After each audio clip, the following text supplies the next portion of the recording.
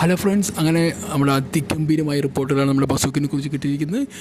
ഒരു രക്ഷയില്ല ഗൈസ്. എന്താ പറയുക, സിനിമ കണ്ടപ്പോൾ എനിക്കൊരു ഫീൽ എന്താ പറയുക, ശരിക്കും നമ്മുടെ മലയാള സിനിമ തന്നെയാണോ? ഇത്ര മാത്രം ഒരു ക്വാളിറ്റി ബേസിൽ നമ്മുടെ മമ്മൂക്കിനെ ഇത്ര സ്റ്റൈലിഷായിട്ട് അവതരിപ്പിക്കാൻ കഴിഞ്ഞോ? എന്താണ് ശരിക്കും സംഭവിക്കുന്ന ഒരു ഐഡിയ ഇല്ലായിരുന്നു. അത്ര മാത്രം. കാരണം വിഷു ബസൂക്ക് കൊണ്ടുപോയി. ബസൂക്ക എന്ന് പറഞ്ഞാൽ stylish and one of the best ever time മമ്മൂട്ടിയുടെ അല്ലെങ്കിൽ മലയാള സിനിമയുടെ വൺ ഓഫ് ദ ബെസ്റ്റ് മൂവിയായി മാറി. അതങ്ങനെ പറയുള്ളൂ. കാരണം ആ സിനിമ കാണുമ്പോണ്ടല്ലോ നമുക്കൊരു റൊമാൻറ്റിഫിക്കേഷൻ ആയിരുന്നു. അത്ര മാത്രം എന്താ പറയുക, ആ ഒരു സ്ക്രീനിൻ്റെ പ്രസൻസും ആ ഒരു മമ്മൂട്ടിക്കിനെ കാണിക്കുന്ന ഓരോ സമയത്തും നമുക്ക് ഗൂസ് ബംസ് വരും. അത്ര മാത്രം ഒരു വൈബിലാണ് ശരിക്കും സിനിമ പോകുള്ളൂ. ഒരു രക്ഷയില്ല ഗൈസ്. ഫസ്റ്റ് ഹാഫ് ഇങ്ങനെ പോയി ഇങ്ങനെ പോയി പിന്നെ സെക്കൻഡ് ഹാഫ് എത്തുമ്പോൾ പിന്നെ അവസാനം അരമണിക്കൂർ ഗൈസ് മമ്മൂട്ടി ഒന്ന് ആ നടനുണ്ടല്ലോ അങ്ങോട്ട് അഴിഞ്ഞാടലെന്ന് ഇങ്ങനെ ആടി തിമിർക്കുകയാണ്. ശരിക്കും നമ്മൾ ഒരു വൺ ഓഫ് സ്റ്റൈലിഷ് മൂവിൻ്റെ എഡിറ്റിംഗ് ആയിക്കോട്ടെ, നിമിഷ് രവിയുടെ ക്യാമറ വർക്കായിട്ട്, അത് ഡയറക്ഷൻ ആയിക്കോട്ടെ, അതുപോലെ തന്നെ മ്യൂസിക്, പിന്നെ ഓരോ ഫ്രെയിംസ് ഉണ്ടല്ലോ. നമുക്ക് ശരിക്കും പറഞ്ഞാൽ ഈ ഫ്രെയിംസൊക്കെ തന്നെ എങ്ങനെ ഇത്ര മാത്രം മനോഹരമാക്കിയതുള്ളത് നമുക്ക് ചിലപ്പോൾ എന്താ ചിന്തിച്ചു പോകും. അത്ര മാത്രം ക്വാളിറ്റി പറഞ്ഞാൽ ബ്രില്യൻ ക്വാളിറ്റി, ഒരു രക്ഷയില്ല.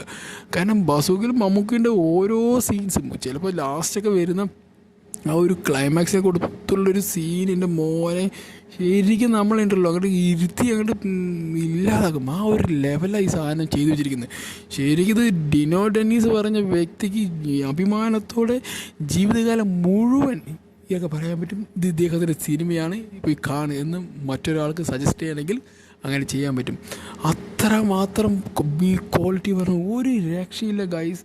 ഫസ്റ്റ് ഹാഫ് ഇങ്ങനെ പോയി ഒരു ചെറിയൊരു ഫസ്റ്റ് ഹാഫ് മുതൽ ഇങ്ങനെ നല്ല സ്പീഡിൽ പോവും. പിന്നെ ഇടയ്ക്കൊരു സെക്കൻഡ് ഹാഫ് ആകുമ്പോൾ ഒരു ചെറിയൊരു കുഞ്ഞ് ഇറക്കം വരും. അതിന് ശേഷം ഒരു കയറ്റമുണ്ട് ഗൈസ്. പിന്നെ ഒരു രക്ഷ. പിന്നെ ഇതിലെടുത്ത് പറയുന്നതിൻ്റെ ഒരു 3 ആക്ടേഴ്സിന് പേര് പറയുകയാണെങ്കിൽ ഞാൻ പറയും മമ്മൂക്ക, ഗൗതം വാസുദേവ് മേനോൻ, പിന്നെ ഹക്കീം ഷാ.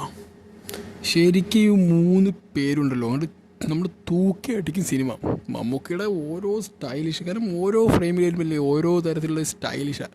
നമുക്ക് ശരിക്കും പറഞ്ഞാൽ അതിനനുസരിച്ചിട്ട് നമ്മുടെ എന്താ പറയുക ഈ മ്യൂസിക് സെയ്ദ് അബ്ബാസ്, എൻ്റെ മോനെ നീ എന്താ ശരിക്കും ഈ സിനിമ നിന്നെ പൊക്കി എടുക്കുന്നുണ്ടല്ലോ. ഞാൻ നമ്മളൊരു എല്ലാ സിനിമയ്ക്കും ഒരു മ്യൂസിക്കിൻ്റെ പാർട്ട് വളരെ ഇമ്പോർട്ടൻ്റ് ആണ്. കാരണം ആ മ്യൂസിക്കാണ് ചില സമയങ്ങളിലും നമ്മളെ എലിവേറ്റ് ചെയ്യുന്നത്. നമ്മൾ അത്ര ഒരു സീൻ നമുക്ക് രസിച്ചില്ലെങ്കിൽ പോലും നമ്മൾ എലിവേറ്റ് ചെയ്യുന്നത്. പക്ഷേ ഇതിൽ സീൻ എന്ന് പറയുന്നത് ഹൈ ക്വാളിറ്റി, ആ frame high quality, performance high quality, അതിലേക്ക് മ്യൂസിക്കും കൂടി വരുമ്പോൾ എൻ്റെ മോനെ ഒരു രക്ഷയില്ല. പറഞ്ഞാൽ ഒരു രക്ഷ ഗായ്സ്. നിങ്ങൾ എത്ര പെട്ടെന്ന് സിനിമ തിയേറ്ററിൽ കാണാൻ പറ്റുമോ അത്രയും പെട്ടെന്ന് ഈ തിയേറ്ററിൽ പോയി കാണുക. കാരണം ഇത് മിസ് ചെയ്യരുത്. കാരണം എനിക്ക് ഇതുവരെ ഞാൻ മമ്മൂട്ടി സിനിമ കണ്ടതിൽ എനിക്ക് one of best movie stylish. ചിലപ്പോൾ ഇനി ബിഗ് ബി ഇത് കഴിഞ്ഞിട്ട് ബിഗ് ബിയുടെ 2ാമത് പാർട്ടുണ്ടല്ലോ ബിലാൽ, അത് ചിലപ്പോൾ ഇതിനേക്കാളും സ്റ്റൈലിഷ് ആയിരിക്കും വരിക. കാരണം അത് അമൽ നീരത്താണ് വരുന്നത്. അപ്പോൾ എനിക്ക് പറയാൻ പറ്റുന്നത് ശരിക്കും ഇതുപോലെയൊരു സ്റ്റൈലിഷ് ഫിലിം മേക്കിംഗ് മമ്മൂട്ടിൻ്റെ കരിയറിൽ മുമ്പുണ്ടായിരിക്കുന്നത് ചിലപ്പോൾ ബിഗ് ബി ആയിരിക്കും. ബിഗ് ബി അതിനുശേഷം ചിലപ്പോൾ എനിക്ക് തോന്നുന്നു ബിഗ് ബിയിൽ നമ്മൾ കണ്ടിരിക്കുന്ന ഒരു പ്രത്യേകത ഒരു ഷെയ്ഡായിരിക്കും. പക്ഷെ ഇത് പറഞ്ഞാൽ മമ്മൂട്ടി എന്ന വ്യക്തിനുണ്ടല്ലോ ഇങ്ങനെ എന്താ പറയുക, ഇങ്ങനെ തേച്ച് ആ ഒരു സ്റ്റൈലുണ്ടല്ലോ അദ്ദേഹത്തിൻ്റെ, ആ ഒരു ഓറ ഇല്ലെങ്കിൽ ആ ഒരു സ്റ്റൈലിസ് ഓസം ഗൂംസ് ഉണ്ട്. ഇതിന് ആ ഒരു ഗൂസ് ബൂംസ് ഉണ്ടല്ലോ എങ്ങനെ വരുത്താവുന്നതിനെക്കുറിച്ച് ഈ ഡിനോ ഡെന്നീസ് വ്യക്തമായി റിസർച്ച് ചെയ്തിട്ടുണ്ടെന്ന് നമുക്ക് ഈ സിനിമ കണ്ടു കഴിയുമ്പോൾ മനസ്സിലാക്കാൻ പറ്റും. അത്ര മനോഹരമായിട്ടാണ് ഈ സിനിമയെ അദ്ദേഹം എടുത്തു വെച്ചിരിക്കുന്നത്.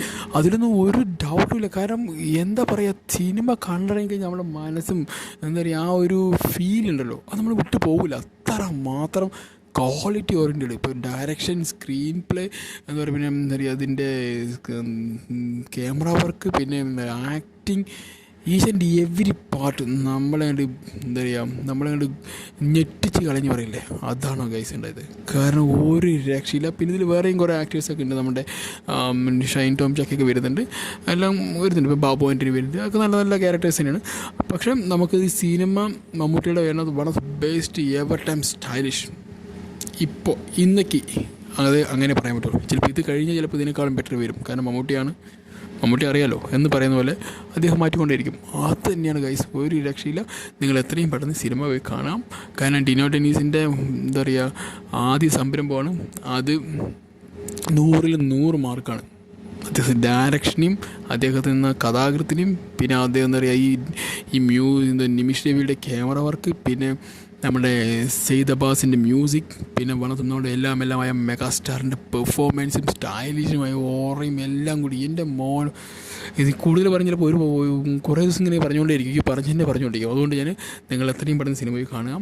വളരെ ഗംഭീരമായ പടമാണ്, നല്ല അതിഗംഭീരം. എനിക്ക് അതാ ഫീൽ ചെയ്ത്. ഒരു രക്ഷയില്ലാത്ത സിനിമ, ഭയങ്കര എന്താ പറയുക, നമ്മളെ പിടിച്ചിരുത്തി ഒരു ത്രില്ലറാണ്, ഗെയിം ത്രില്ലറാണ്. അതാണ് എൻ്റെ ഏറ്റവും വലിയ ഹൈലൈറ്റും. അത് എന്തായാലും ആദ്യമായിട്ട് മലയാളത്തിൽ വരുന്ന ഒരു ഗെയിം ത്രില്ലർ മൂവിയും കൂടിയാണ്.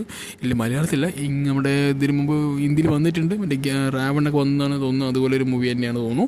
എന്നാലും നമുക്ക് അഭിമാനിക്കാൻ പറ്റുന്നൊരു വലിയൊരു നേട്ടമാണ് ഈ ഒരു മൂവി ഇങ്ങനെ ക്രാഫ്റ്റ് ചെയ്യും. ഇത് ഇത്രയും എന്താ പറയുക എൻ്റർടൈൻമെൻറ്റ് ആക്കുകയും ചെയ്തതിൽ നമ്മൾ ഡിനോ ഡെന്നീസിനെയും അതോടൊപ്പം തന്നെ ഈ സിനിമ നിന്നെക്കൊണ്ടേ ഡയറക്ഷൻ ചെയ്യാൻ പറ്റൂ, ഇല്ല നിന്നെ കൊണ്ടല്ലാതെ മറ്റുള്ള ചെയ്ത് കഴിഞ്ഞാൽ ചിലപ്പോൾ ഇത്രയും ക്വാളിറ്റി വരില്ല എന്ന് പറഞ്ഞ് ഒരു കഥ പറയാൻ വന്ന ആളെ കൊണ്ട് സിനിമ ഡയറക്റ്റ് ചെയ്യിപ്പിച്ച മിസ്റ്റർ മമ്മൂട്ടി, നിങ്ങൾ വേറെ ലെവലാണ്.